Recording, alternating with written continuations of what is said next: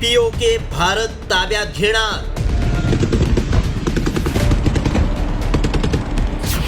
पाकची मस्ती भारत जिरवणार. पुन्हा घुसणार, पुन्हा जिंकणार.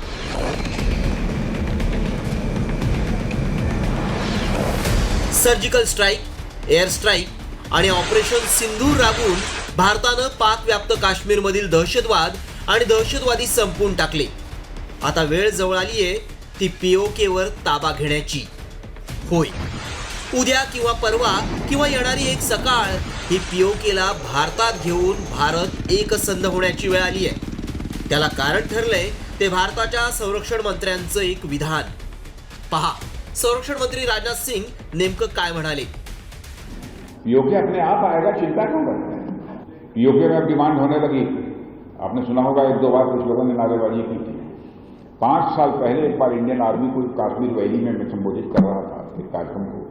उस समय ही मैंने कहा था कि पीओके को आक्रमण करके हड़पने की जरूरत नहीं पड़ेगी. वो तो हमारा पड़ोसी है ही, वो हमारा है ही पीओके. और पीओके के लोग स्वयं ये कहेंगे कि मैं भी भारत हूं और वह दिन आने वाला है. ऐकलं, राजनाथ सिंह यांनी काय म्हटलंय. देशाच्या संरक्षण मंत्र्यांच्या या एका विधानानं पाकिस्तानच्या सत्ताधाऱ्यांची झोप उडाली आहे. कारण गेल्या अनेक वर्षांपासून पीओके मधील या सुंदर पर्वतीय प्रदेशात दहशतवाद्यांची फॅक्टरी उघडून जगाला अस्थिर करण्याचं त्यांचं स्वप्न आता भंगणार आहे. खरं तर भारताच्या या भूभागावर पाकचं नियंत्रण आहे. मात्र इथली 5-5.5 लाख लोक दहशतवादानं भरडली आहेत आणि महागाईनं पिचून गेली आहेत.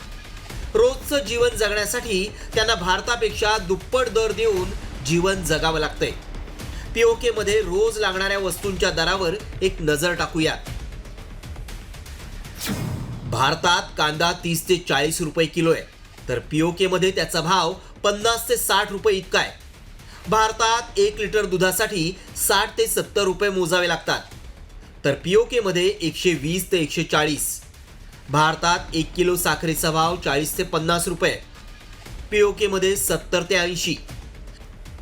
भारतात 200 ते 300 रुपये किलो चिकन आहे, पीओके मध्ये मात्र चिकनचा दर 500 ते 600 रुपये इतका आहे. हे दर पाहून आणि भयाण वातावरणातून मुक्त होत स्वाभिमानानं स्वातंत्र्यात जगणं हे या भागातल्या नागरिकांना देखील परवडणारच आहे. त्यामुळे आता भारतानं जर आपली शक्ती आणि युक्ती वापरून पीओकेवर ताबा मिळवला तर नवल वाटायला नको.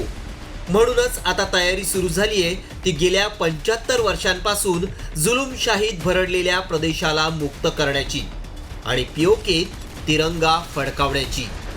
ब्युरो रिपोर्ट, साम टीव्ही न्यूज. आता isakal.com आहे देशातील नंबर 1 ची मराठी न्यूज वेबसाईट. प्रत्येक अपडेटसाठी isakal.com ला नक्की भेट द्या.